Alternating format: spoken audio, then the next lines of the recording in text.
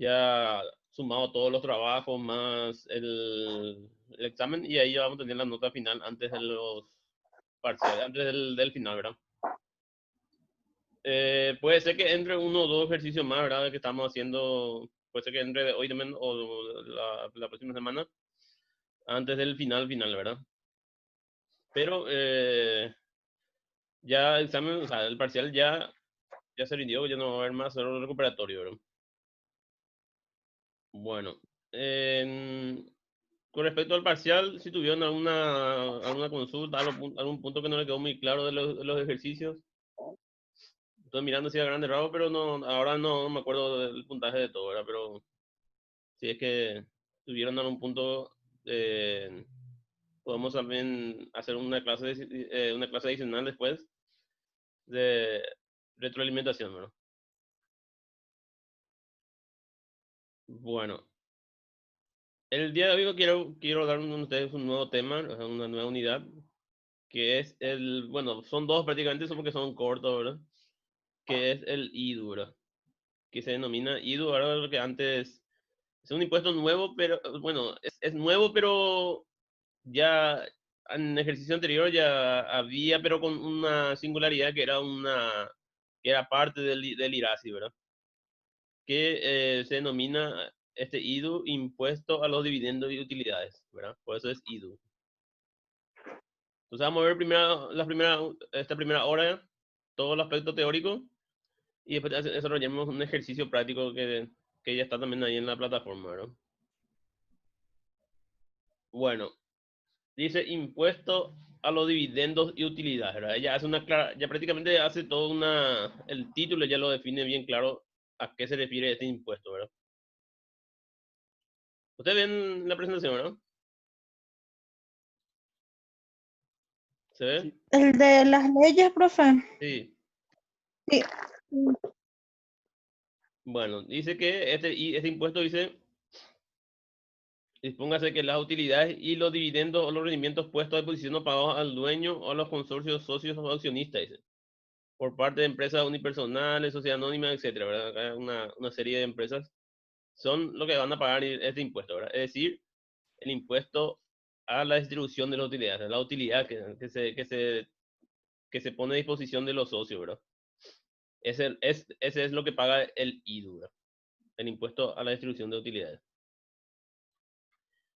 Y habla acá una denominación que le denominan, bueno, un nuevo reglamento que le llaman estructura jurídica transparente, ¿verdad? Y más adelante le está explicando a qué se refiere la estructura jurídica transparente. Un ratito, ahí va a entrar nomás.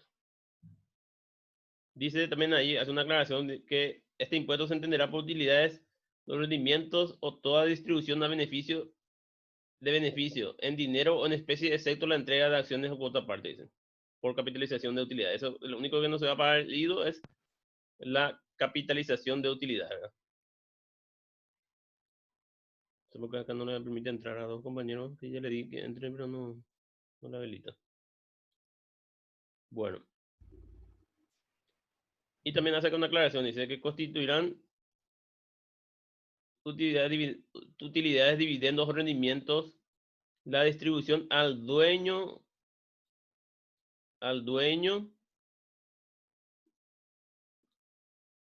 consorciado, socio o accionista del exceso de la reserva legal, de la reserva facultativa o del capital por reducción del capital que fuera integrado por capitalización de utilidades no distribuidas a reserva. Ese. Es decir, que estos son lo que se distribuye, ¿verdad? Se distribuye la utilidad o el dividendo al dueño, al socio o al accionista, ¿verdad? Eso son lo que se considera la distribución de utilidad, ¿verdad? Bueno, dice otro, un ratito voy a darle acá que entren algunos compañeros.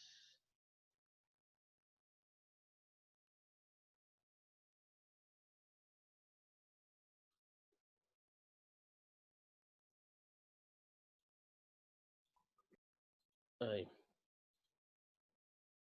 Bueno, también dice que hay una presunción, ¿verdad? Conoce lo que es una presunción, ¿verdad? Que no es, que se presume que no es algo totalmente definido, ¿verdad? Dice que se presume que también fueron distribuidas utilidades, ¿verdad? Cuando se presentan los siguientes casos, dice, el otorgamiento de préstamo al dueño, socio o accionista, salvo que el objeto social sea la intermediación financiera y que la misma no supere el 2%. ¿Qué quiere decir eso? Que una empresa cualquiera, ¿verdad?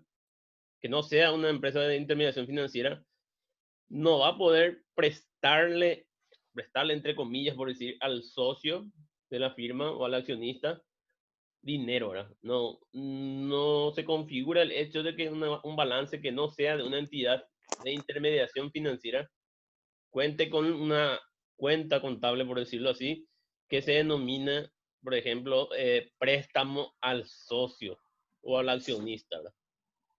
En caso de visualizarse tal operación, automáticamente ese hecho ya se configura como una distribución de utilidad, ¿verdad? Porque está establecido acá en la ley mismo, ¿verdad? En la ley 6.380, que a los efectos de la SED, si la empresa le otorga préstamo al socio o al accionista, ¿verdad? O al propietario, en ese caso ya se considera que eso no es un préstamo, sino que es una distribución de utilidades. Excepto, dice que si la empresa sea, el objeto de la empresa sea una intermediación financiera, o sea, un banco, qué sé yo, una empresa con una casa de crédito, pero también dice que no debe superar el 2% de su cartera total de préstamos. Hace también una aclaración. ¿Por qué repito mucho esto? Porque es muy usual, ¿verdad? Que las empresas cuando tienen un problema de caja en sus estados financieros, entonces lo más fácil que realizan algunos es de otorgarle préstamo al socio, ¿verdad? Para corregir esas deficiencias que tengan en su balance, ¿verdad? Sin embargo, eso siempre estuvo mal, ¿verdad? Solo que eh, en el caso de que no era una empresa del IRASI, si era una empresa del IRAGRO, no tenía en su momento lo que en el IRASI se denominaba una tasa adicional, ¿verdad? Que correspondía a un pago de un porcentaje extra cuando había distribución de utilidades, ¿verdad? Ahora todo ya no se unifica, o sea, este IDU lo va a pagar cualquier tipo de empresa, ¿verdad? Agropecuaria, industrial, de servicio, banco, cualquier tipo de empresa que haga distribución de utilidades, ¿verdad? Entonces, automáticamente ya todos los rubros, por decirlo, ya pueden ser contribuyentes de este impuesto siempre y cuando realicen la distribución de utilidades. También dice que puede ser una distribución de utilidades cuando el faltante de dinero, cuando haya faltante de dinero, dice, superior al 10% del monto de la cuenta caja, dice, expuesta en los estados financieros. Dice. O sea que cuando hay una cuenta caja elevada, por decir, no sé, digo un monto de 5.000 millones, ¿verdad?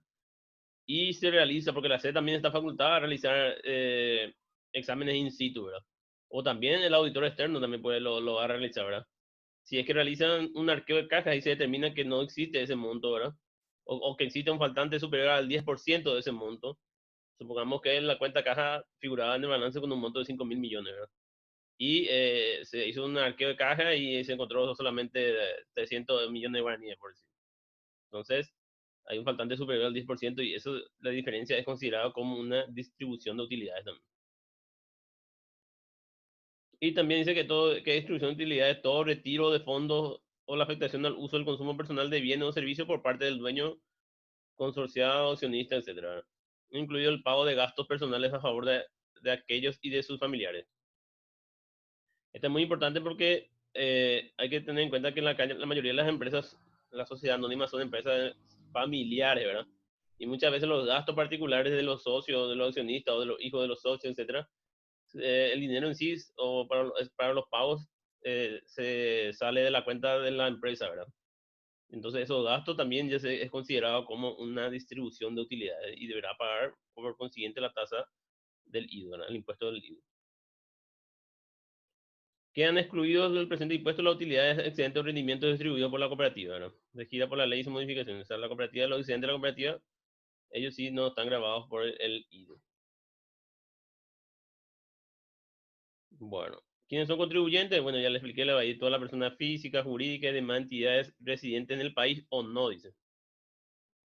que perciban dividendos, rendimientos en carácter de dueños, socios, accionistas, etcétera.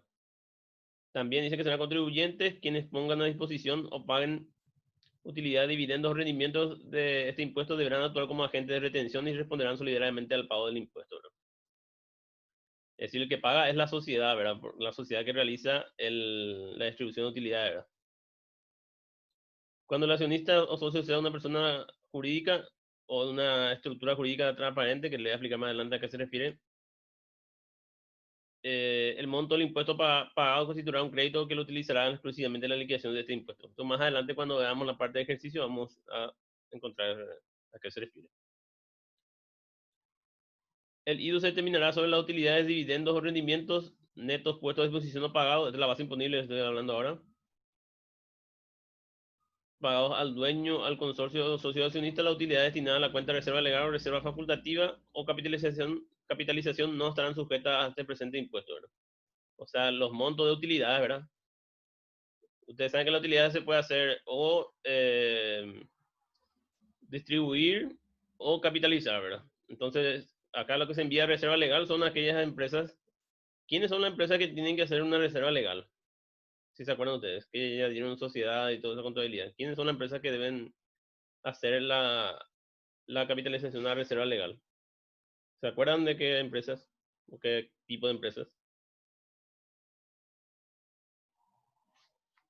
¿No dieron contabilidad? Uno. Ya se olvidaron todo.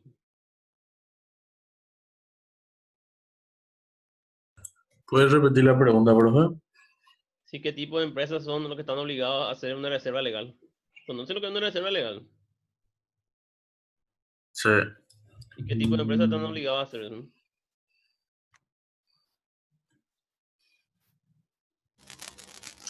La sociedad anónima, profe. Sí, la sociedad anónima.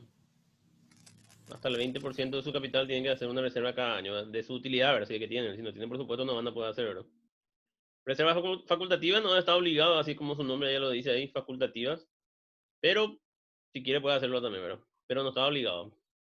Y capitalización también no es una obligación, pero si no capitaliza va a tener que distribuir, ¿verdad? O sea, uno de estos va a tener que hacer, ¿verdad? Distribuir o capitalizar, ¿verdad?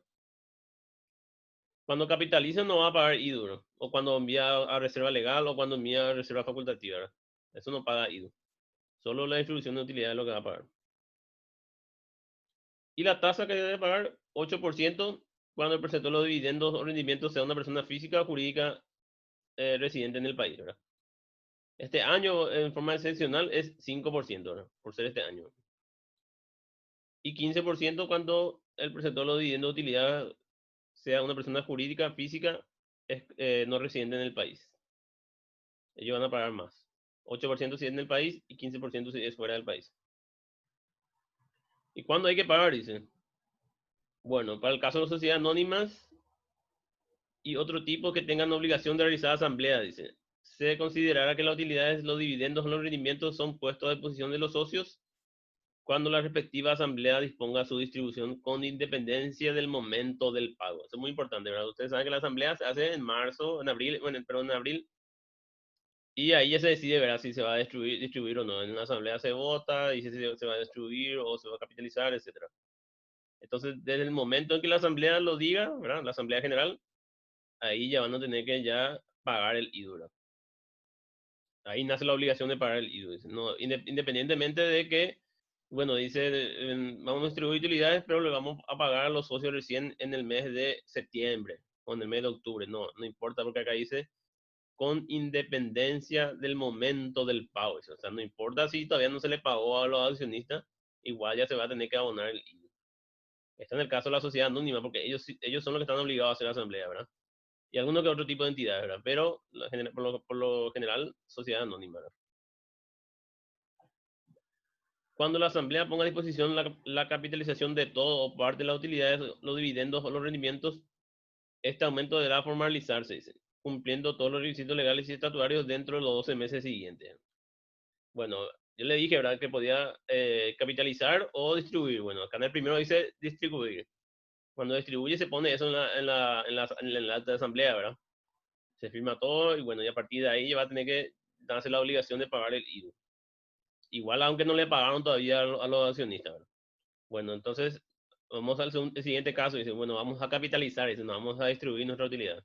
En ese caso dice que no va a pagar siempre y cuando cumpliendo con todos los requisitos legales y estatuarios, dice, dentro de los 12 meses siguientes a la fecha de la referida asamblea. Es decir, si la asamblea dice que en abril va a pagar, va a capitalizar, tiene un año para efectivizar esa capitalización, ¿verdad? Por medio de una escribanía, etcétera, ¿verdad? Entonces, de acuerdo a lo que dice su estatuto, ¿verdad?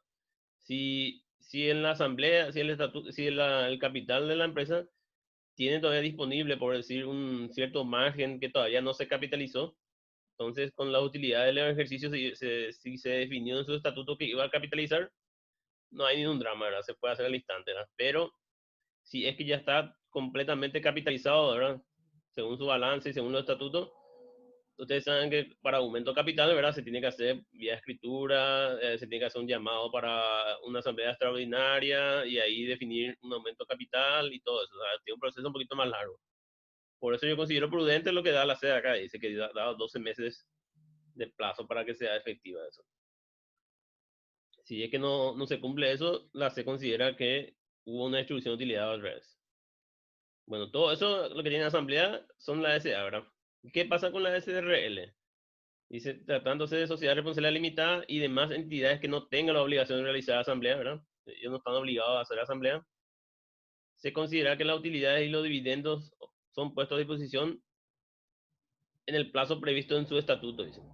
En caso de que su socio disponga de un destino diferente, la decisión deberá estar protocolizada ante el notario y escribano público.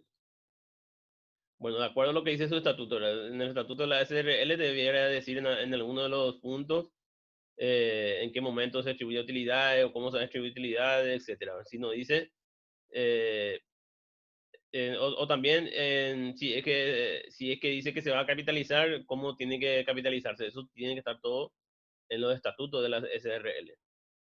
Pero ¿qué pasa? Dice, si es que en los estatutos no se prevé dicho plazo, a los efectos del presente impuesto se entenderá que las utilidades o los dividendos o los rendimientos son distribuidos en el cuarto mes posterior al ejercicio fiscal.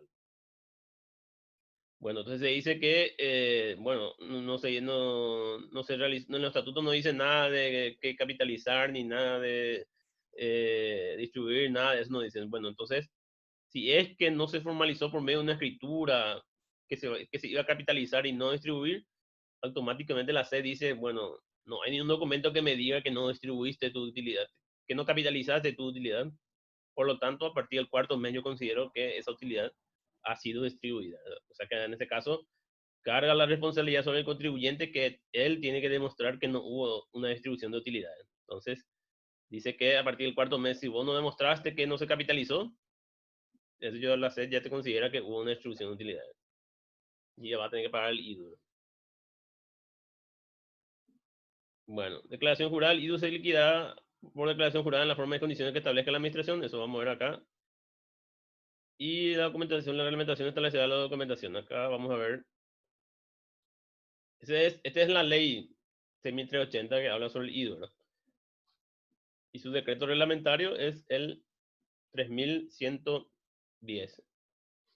Vamos a mirar unos puntos más resaltantes. Como le dije, esto quiero pasar un poquito así, de forma resumida para que ustedes vean. Y entonces a la vuelta, cuando terminemos la parte teórica, vemos el ejercicio que hay para hacer, ¿no?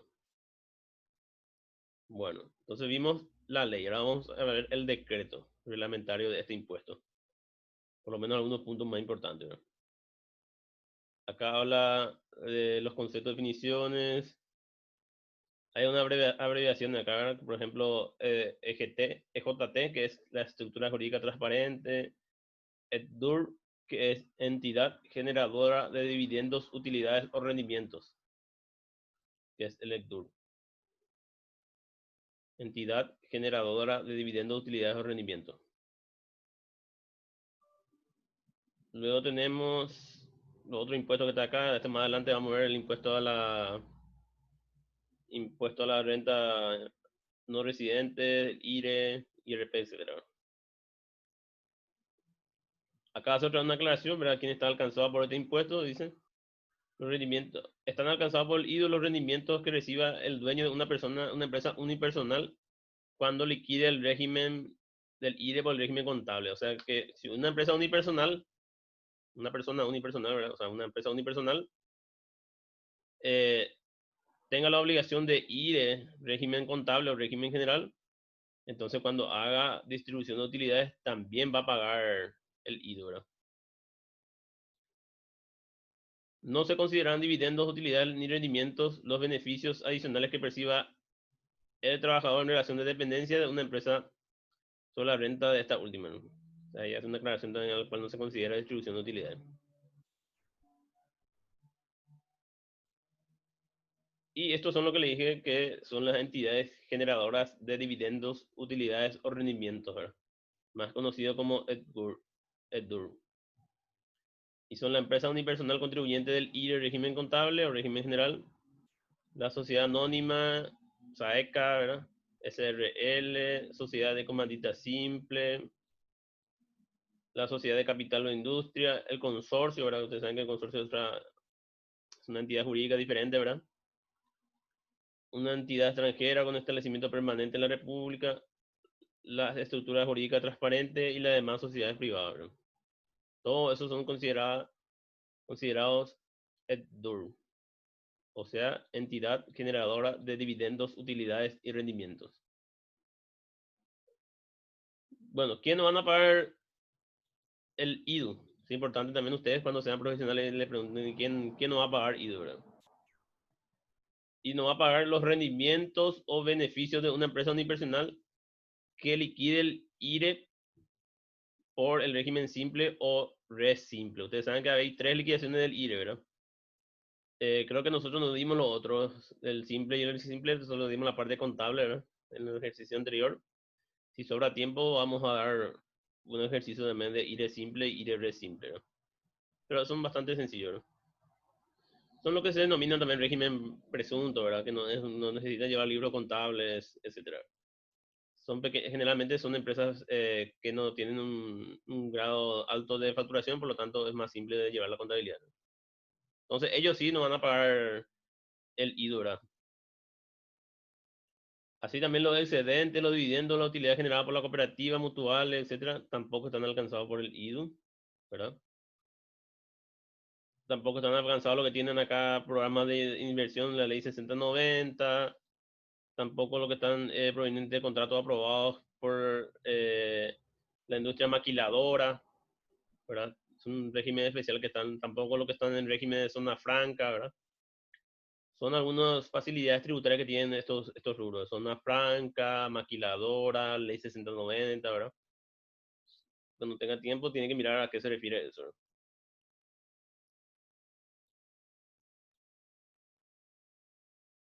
Bueno, eh, la estructura jurídica transparente conforme a la definición dada en el artículo 4 será contribuyente del IDO siempre y cuando la misma por derecho propio sea dueña, consorciada o accionista, dice. Bueno, esto se paga por retención, ¿verdad? Se paga, no hay un formulario, así un formulario 120 o un formulario 104 ni nada, sino se paga vía retención. Y dice que la retención operará al momento del nacimiento de la obligación tributaria prevista en el artículo 44 de la ley, debiendo el responsable emitir el comprobante de retención a partir de dicho momento hasta el último día del mes en que operó el nacimiento. Es decir, si se distribuyó el 7, hoy es el 9, el 8, si se distribuyó hoy, entonces hasta el último día de este mes tiene tiempo de pagar, ¿verdad?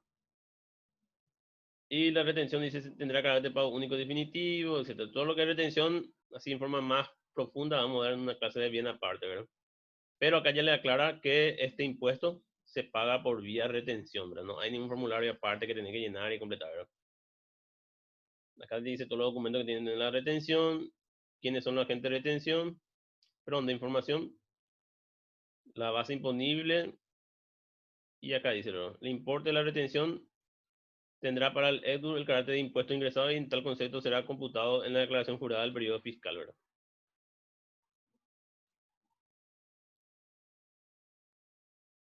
Y aplicación de impuesto en el tiempo, beneficio y los efectos de la aplicación. Bueno, esta es Un beneficio también que tienen unos regímenes especiales en esto. Vamos a entrar a profundizar, ¿verdad? Bueno, capitalización de utilidades, dividendos o rendimiento. Dice, la sociedad anónima y demás sociedades que tengan la obligación de realizar asambleas y que hayan decidido la capitalización de utilidades deberán proceder a la protocolización del acta de asamblea en forma efectiva e informar la efectiva emisión de las acciones ante la dependencia encargada del registro y la fiscalizadora de las sociedades, dependiente del Ministerio de Hacienda y ante la Dirección General del Registro Público. O sea, se va a comunicar todo eso, ¿verdad? Cuando se haya hecho la capitalización de utilidades. En caso de la sociedad de responsabilidad limitada, que no tenga la obligación de realizar asamblea, dice los mismos, donde se acentúa tal decisión deberá ser protocolizada por notario y escribano público. Bueno, cuando se decida capitalizar, ¿verdad? Por eso, cuando en una SRL o otro que no necesita hacer asamblea, queda a criterio, o sea, queda a cargo de la empresa de demostrar que no fue distribuida la utilidad. O sea, tiene que protocolizar igual por el escribano, por más que no tenga una obligación, ¿verdad? Y ahí queda reflejado que fue capitalizado la utilidad y no fue distribuido, ¿verdad? Si no, automáticamente la C considera que se hizo distribución de utilidad y le va a cobrar el IDU. Bueno, esto es a grandes rasgos la parte del IDU, ¿verdad? Todos estos materiales usted también tiene ya ahí en la plataforma y cuando hagamos los ejercicios vamos a estar viendo también cómo es el nacimiento y bajo qué criterios se toma en cuenta para el pago. Bueno, ahora vamos a ver el siguiente. ¿Alguna consulta con este del IDU? Algo que le llamó la atención, que le parece raro, que no entendieron bien, o que le parece que no está acorde a la realidad. ¿Algún punto que quieran mencionar? ¿O algún comentario al respecto? Mientras se abre la otra página.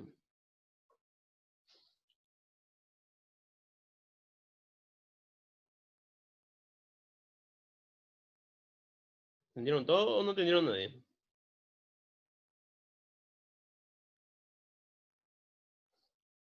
¿O se fueron todos a dormir? No, profe, seguimos acá. Seguimos, profesor, lo que es, yo estoy desconectada de todo, ni del IRE no entiendo nada, así que por eso no estoy comentando nada nomás. Como recién estoy volviendo.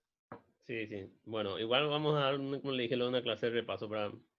De todas maneras, todo lo que es la parte teórica, yo no le voy a pedir que memoricen todos estos artículos, ni hecho generador, ni nada, ¿verdad? Todo, por eso estos materiales están a disposición de ustedes cuando en la práctica se dediquen a la profesión de contador, siempre van a tener que agarrar, leer, revisar y mira, ¿verdad? Hasta ahora yo sigo cualquier cosa, sí o sí se tiene que revisar, ¿verdad? Porque hay veces que una palabra cambia todo el significado de un impuesto, entonces nadie les va a pedir que memoricen todos estos artículos, ley, ni nada, pero lo importante es por lo menos saber dónde buscar, ¿verdad? Por decir, si te dice el IRE, saben que es ley y saben que es decreto por lo menos, ¿verdad? Ahora, en qué artículo ya es muy complicado de que uno busque, por ejemplo, que si gasto, costo y gasto deducible, por ejemplo. Es muy difícil saber en qué artículo está, ¿verdad? No sé que más o menos sepa de memoria, ¿verdad? Pero por lo menos vas a saber que está en la ley 6.380, ¿verdad? ¿Verdad? Y ahí ya después ese, cuál es su decreto reglamentario y tal número, bueno. Entonces es más fácil de identificar cuando uno tiene una duda sobre un punto tributario, ¿verdad?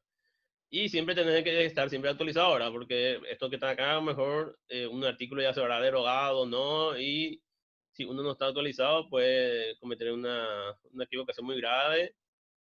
Y cuando se comete una equivocación grave en el tema de liquidación de impuestos, casi siempre hay un perjudicado que es el contribuyente.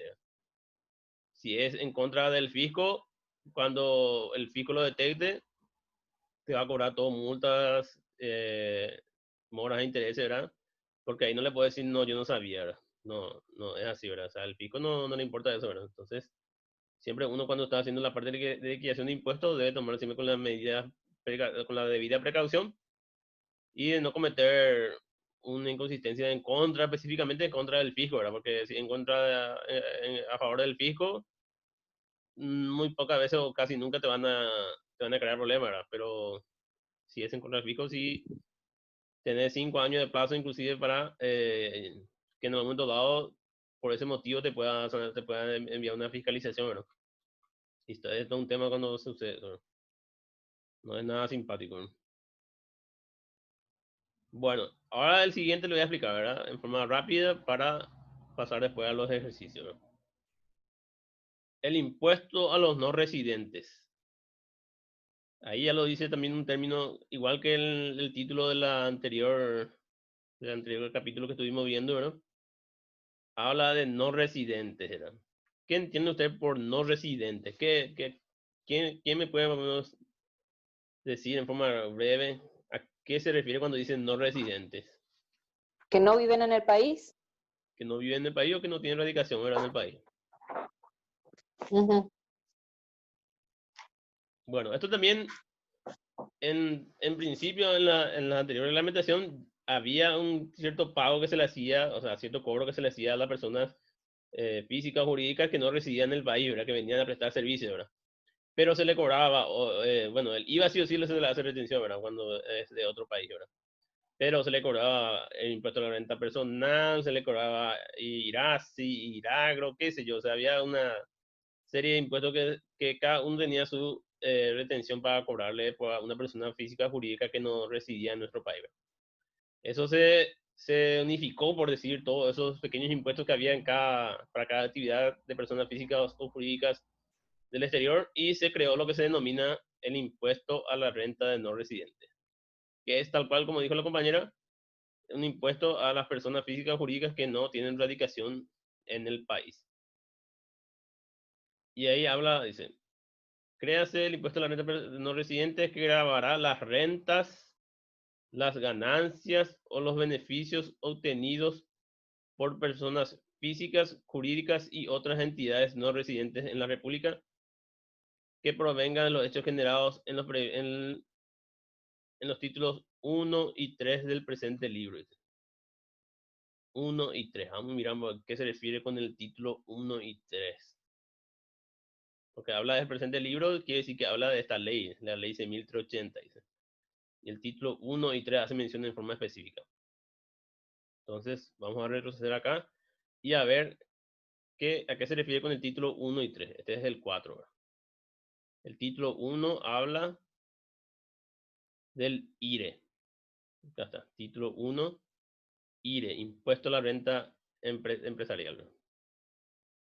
Y 3 habla de 1 y 3, dice, ¿verdad? Normas especiales de valoración de operación. Creo que decía 1 y 3 o como decía, a ver un poco.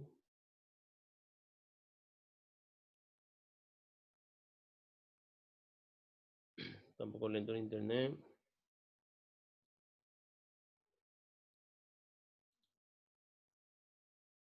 Pero creo que decía 1 y 3.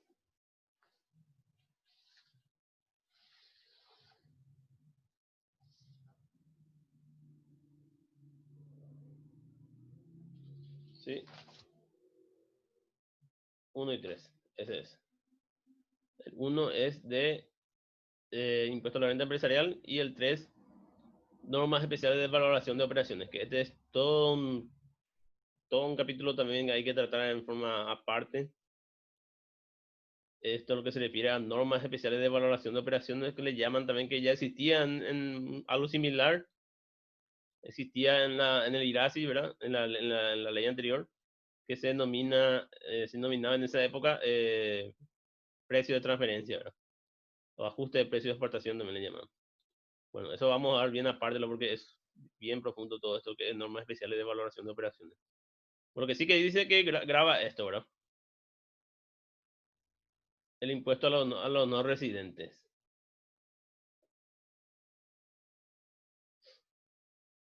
Vamos a ver de vuelta.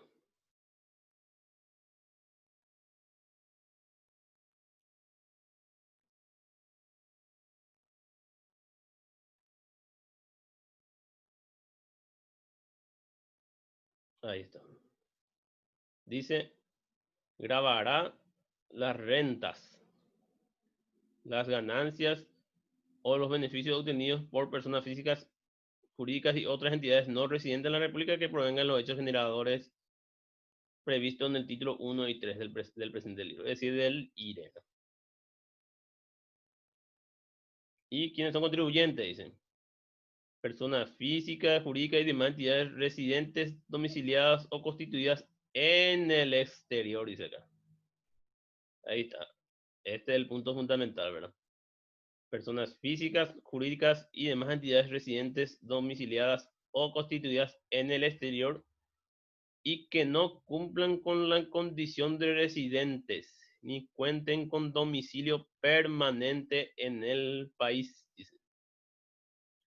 Cuando obtengan rentas, ganancias o beneficios grabadas conforme al presente título, independientemente a que estos contribuyentes actúen por medio de mandatario, apoderado o representante en el país. Puede ser que ellos no tengan su representante acá, ¿verdad? O su apoderado, ¿verdad? Pero igual van a tener que pagar el impuesto a los no residentes.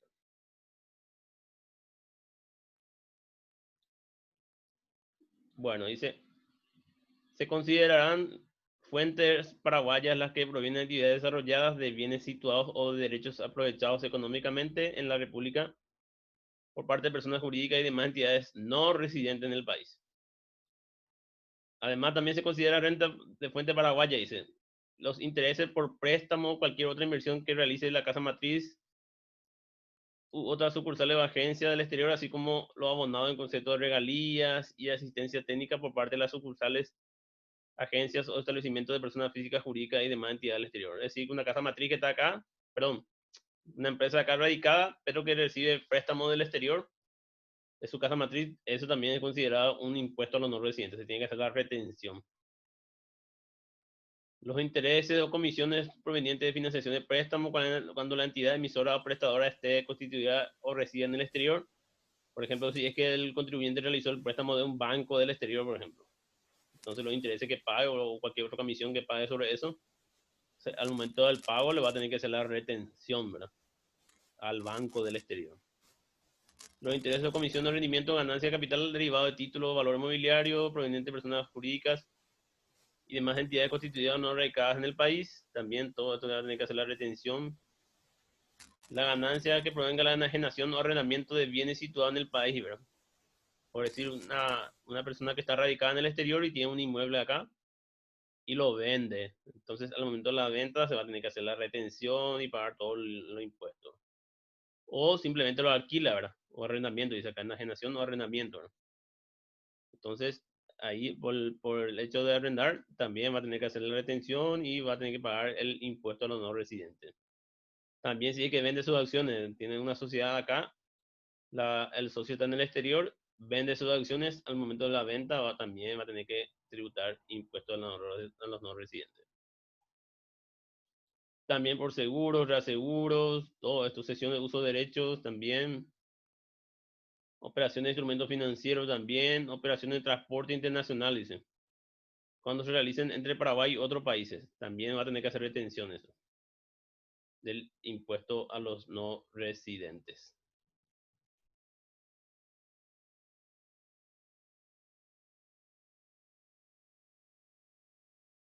Bueno, después dice, los servicios prestados en el territorio nacional de forma total o parcial por personas físicas, profesionales o no, con independencia de su vinculación a la obtención de la renta grabada por el IRE también, los servicios de personas jurídicas y demás entidades no residentes, todo esto, la mayoría que son no residentes, sí o sí se van a tener que hacer la retención del IRE, impuesto a los no residentes. Este, por ejemplo, es nuevo. Los servicios digitales cuando sean utilizados, aprovechados efectivamente en el país, incluidos los servicios de entretenimiento al azar, con independencia de quién los prestan. O que el servicio esté vinculado o no a la obtención de rentas grabadas por IRE o IRP. Acá, por ejemplo, se entiende, estos servicios digitales, por ejemplo, son todo esto de Netflix, Spotify, todo eso, qué sé yo, no sé cuál otro, hay varios, ¿verdad? Todo eso va a tener que pagar también impuestos a los no residentes, ¿no? Para dicho efecto, se entenderá que el servicio es utilizado y aprovechado en el país cuando se encuentre localizado en el Paraguay o cualquiera de los siguientes. La dirección de IP. Ustedes saben que la dirección de IP es como la cédula de identidad, por decir que tienen todas las computadoras, por el servicio de internet, ¿verdad? Por el internet, ¿no? Internet Protocolo, dice los IP significa eso, Internet Protocolo, ¿verdad? Utilizado el cliente de código país, o sea, cuando la computadora en sí o el Internet, cuando usa el Internet el IP esté localizado acá, entonces ya se considera que existe uno de estos servicios digitales, ¿verdad? Esto, por ejemplo, es nuevo, ¿verdad? No existía anteriormente, estas empresas, Netflix y todo lo demás, no pagaban ningún tipo de impuesto en Paraguay. Ahora ya van a tener que pagar por medio del impuesto a los nuevos residentes, ¿no? Y es el banco el que te paga, el que va a pagar, porque esto se paga, generalmente todo este servicio se paga vía tarjeta de crédito, ¿verdad? Entonces, al momento de pagar, o sea, al momento de usufructuar y de pagar por vía tu tarjeta de crédito, ya te va a generar también la retención del INR, y es el banco después el que va a tener que pagar. O sea, en tu tarjeta de crédito ya te van a generar el impuesto, ¿verdad? Que esto no existía anteriormente. Bueno. Y el nacimiento también es de la puesta a disposición de los fondos. Esto ya es similar al IDU, ¿verdad?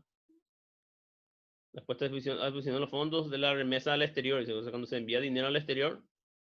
Esto es muy fácil de seguir, por llamarlo así, porque por lo general todas estas transferencias del exterior se hace vía banco, ¿verdad? Entonces es muy probable que sí o sí la Secretaría de Tributación te descubra, por decirlo así, si es que realizaste una transferencia al exterior y sea sobre uno de estos tipos de operaciones que esté grabado por el impuesto, ¿verdad? Es más, efectivamente el banco mismo no va a dejar de hacerte una transferencia al exterior sin que esté bien determinado para qué esa operación, ¿verdad? Ustedes saben que ahí en nuestro país está la Secretaría de Prevención del Lavado de Dinero, que es el órgano de controlar todas las operaciones de fondos, ya sea que entran o salen en el país. Entonces, es muy probable que no te dejen hacer la transferencia si no tienes un documento de respaldo que te indique el motivo del cual estás realizando esa transferencia. Y si el motivo es, por ejemplo, para pagar uno de estos servicios, etcétera, es muy probable también que te exija el pago de la retención, ¿verdad? Del impuesto a los no residentes. Bueno, y acá la renta neta dice. Se determinará la renta neta de fuente paraguaya sin admitir prueba en contrario, dicen. O sea que sí o sí te dice, cuando en la ley mismo te indica sin admitir prueba en contrario. ¿Qué quiere decir esto? Que ni por más que vos venga y diga no, tal cosa, no, tal cosa, no te admite prueba. O sea, ellos consideran en forma automática, unilateralmente ya te define, ¿verdad? Que esto es su renta neta, ¿verdad? No podés vos decir, no es, ¿verdad? El 30% de los importes brutos correspondientes a los intereses, comisiones, préstamos, etcétera. La realización de operaciones de transporte internacional de personas, flete marítimo, fluvial, aéreo, cesión de uso de contenedores. Ustedes saben lo que es contenedores, ¿verdad? Que tienen los containers que están en los puertos, ¿verdad? Distribución de servicios de arte escénica, espectáculos públicos, las representaciones en vivo de expresiones artísticas, teatro, danza, música, todo esto paga INR, ¿verdad? La prima y demás seguro, la llamada telefónica, la realización de operaciones de radiograma, audio, video. Entonces se refiere también esto de si pagas un servicio, no sé, de una empresa que te realiza una página web, ¿verdad? Y no está en el país, no está radicada esa empresa en el país, igual va a tener que pagar INR. Enajenación de bienes muebles registrables o no situados en el país. ¿A qué se refiere con registrables? Son los que tienen que hacerse ya protocolarización de un escribano público. Por ejemplo, los inmuebles, los rodados, todo eso tiene que hacerse vía protocolo por escribanía, ¿verdad? Lo que nos va a ir acá adentro, por ejemplo, si me diste no sé, una radio, qué sé yo, estoy haciendo un ejemplo, ¿verdad? O un software, por ejemplo, que no es necesario que esté protocolarizado por un escribano para que sea considerado la operación, ¿verdad? También dice el 30% sobre el monto de la enajenación de los bienes inmuebles ubicados en el país. Sí, entonces, si esta persona del extranjero tiene un bien inmueble en el país, sobre el 30% va a tener que hacer de esa operación la retención del impuesto a los no residentes. Ya cuando empecemos a hacer los ejercicios vamos a darnos cuenta después cómo se hacen los cálculos y todo eso. El 50% sobre el arrendamiento, el 70% sobre la realización de servicios personales, profesionales o no, cuando la operación se refiere a enajenación de acciones o cuota parte de sociedades constituido por la diferencia entre el precio de venta y el valor nominal de los títulos. El 100% de los importes brutos puestos a disposición, remesados o pagados a socios, accionistas, casa matriz, vinculadas, excluidos los conceptos mencionados en los numerales siguientes. Precedentes, lo que no está acá, perdón, precedentes. Y la tasa, bueno, ¿qué tasa va a pagar el impuesto a los no residentes? Y esta es una tasa única, ¿verdad? 15%.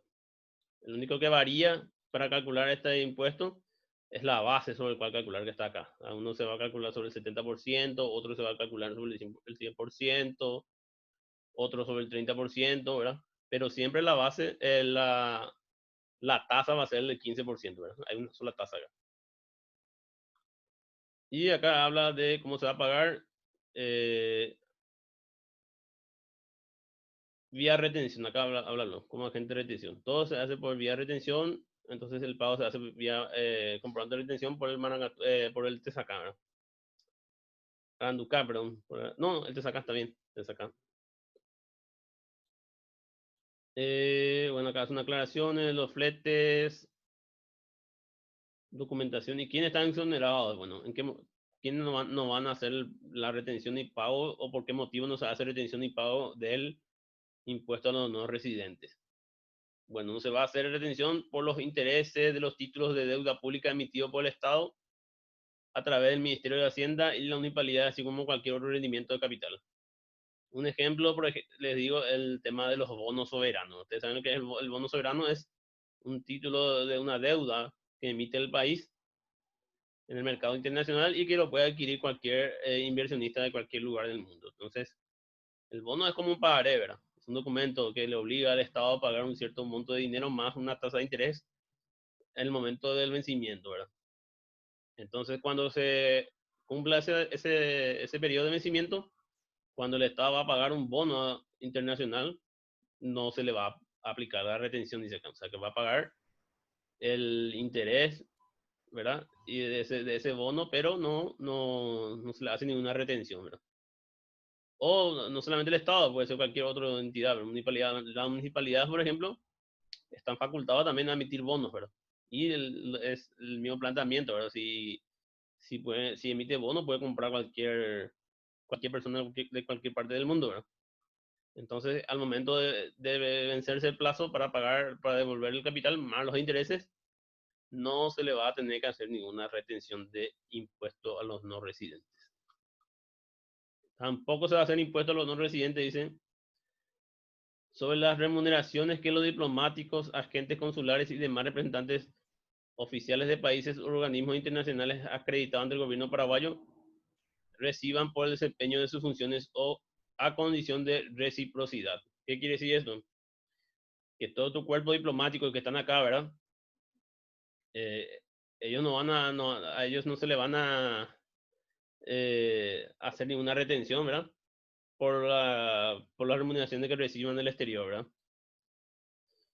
Pero tiene que haber reciprocidad. ¿Qué se quiere decir esto? Que, por ejemplo, un cónsul paraguayo que esté en Argentina tiene que tener este mismo criterio. En Argentina tampoco se le tiene que cobrar ningún tipo de impuesto, acá, similar a esto, para que el cónsul argentino que vive acá en Paraguay también tenga esta misma excepción de que no se le pague el impuesto a los no residentes. O así, ¿verdad? O un embajador, o una persona diplomática, etc. Tiene que tener cuando se habla de reciprocidad, dice que si acá no se le aplica ningún impuesto, acá no se le va a aplicar ningún impuesto, por ejemplo, al embajador italiano, si es que el embajador paraguayo en Italia también no se le practica ningún tipo de impuesto, ¿verdad? Ahí, a eso se refiere con reciprocidad, ¿verdad? Si es que se le cobra allá al embajador paraguayo que está en Italia, entonces al embajador italiano que está acá también se le va a cobrar este impuesto, ¿verdad? Por más que no sea la misma denominación del impuesto que abone allá, ¿verdad?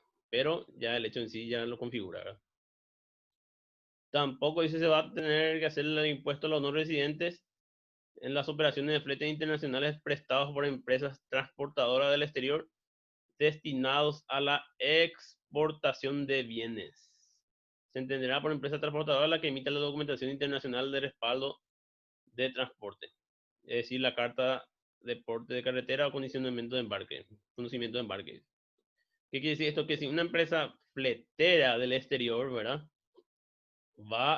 Viene al país para realizar una exportación de una mercadería acá de una empresa local acá de Paraguay, entonces no se le va a practicar ninguna retención del INR, pero tiene que ser para exportación.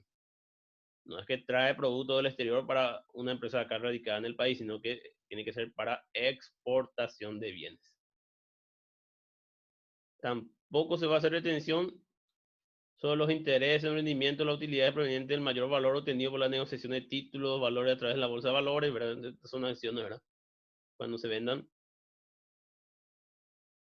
Tampoco se va a hacer retención sobre los rendimientos provenientes de la evaluación de la cuota de participación o el mayor valor de la negociación o de la liquidación de la misma de los fondos patrimoniales de inversión, previsto en una ley acá, hay una ley especial. Entonces, sobre eso tampoco se va a abonar ningún tipo de impuesto a los no residentes. Para ir cerrando esta primera parte, vamos a mirar por ejemplo, el decreto reglamentario de este INR y luego tenemos una pequeña pausa y después ya en el desarrollo de algunos ejercicios de INR o del IDUR. Ambos son abonados vía retención, ¿verdad? Bueno, aclaración, este es el decreto que reglamenta eso, el decreto 3181. Bueno, hace una aclaración acá, hace una aclaración a qué se refiere residentes. Por ejemplo, lo que dijo la compañera ese. La residencia de la persona jurídica, una persona jurídica, se regirá por el impuesto en el artículo 5 de la ley. Hay que ver la ley en el artículo 5, ¿verdad? Vamos a ver dónde dice. Acá está foto del artículo 5 de la ley. Vamos a ver qué dice eso.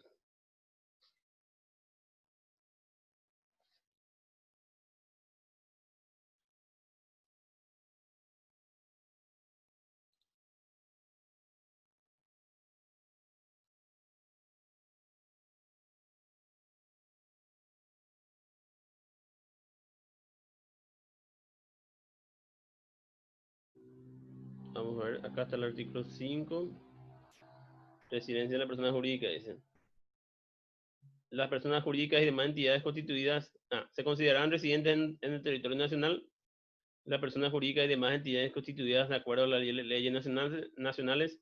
Las personas jurídicas del exterior y demás entidades no constituidas de acuerdo a las leyes nacionales que establezcan un domicilio en el país desde su inscripción en el registro público. O sea, que tiene que estar en el registro público, ¿verdad? Para que sea considerada una entidad que tenga radicación una entidad jurídica con radicación o, sí, con residencia en nuestro país, ¿verdad? Si no cumple esas dos condiciones, entonces no es una entidad que reside en el país. Ese para el caso de la persona jurídica. Y para la persona física, se considera residente a los efectos fiscales aquel que cuente con una residencia permanente en el territorio de la República conforme a la ley de migraciones.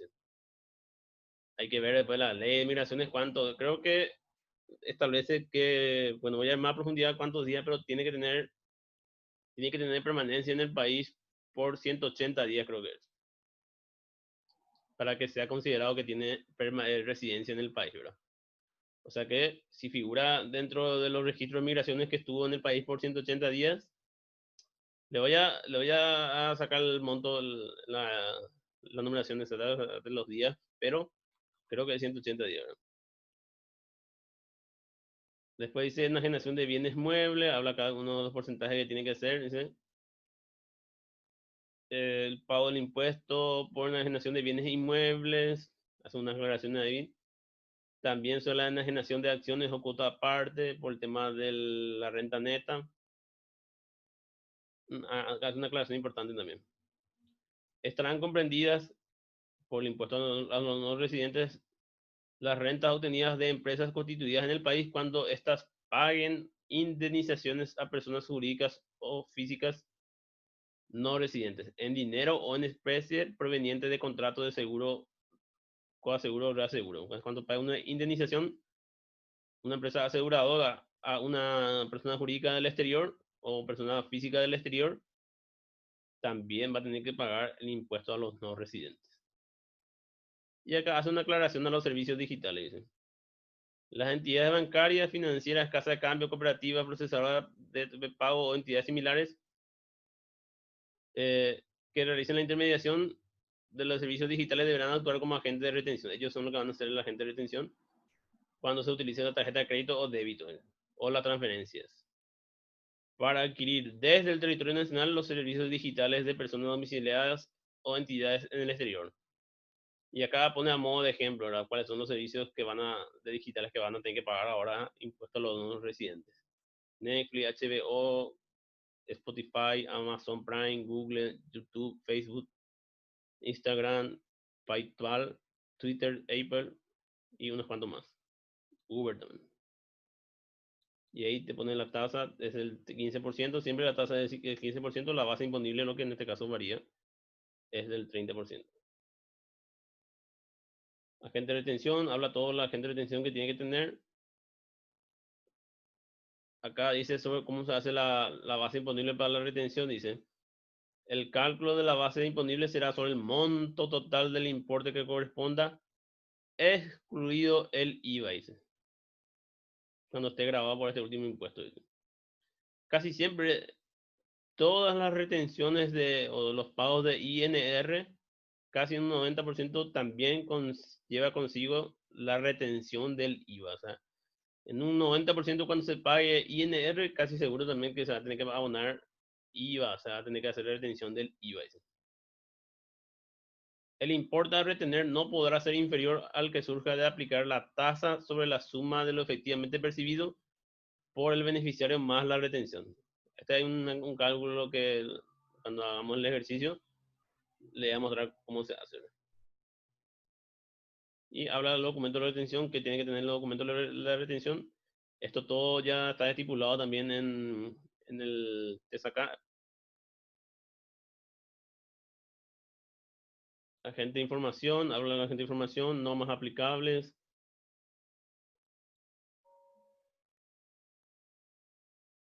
Dice también, el último dice que sin perjuicio de lo establecido, la administración tributaria podrá solicitar información a los representantes, mandatarios o apoderados de la persona física o jurídica residentes o constituida en el exterior que presten servicios digitales que son aprovechados dentro del territorio. También va a poder pedir información y todo eso. O sea, está todo cruzado. Prácticamente es muy difícil ahora que cualquier operación de pago que se realice hacia el exterior no conlleve en sí un pago del impuesto. En este caso sería del impuesto a los no residentes, ¿verdad?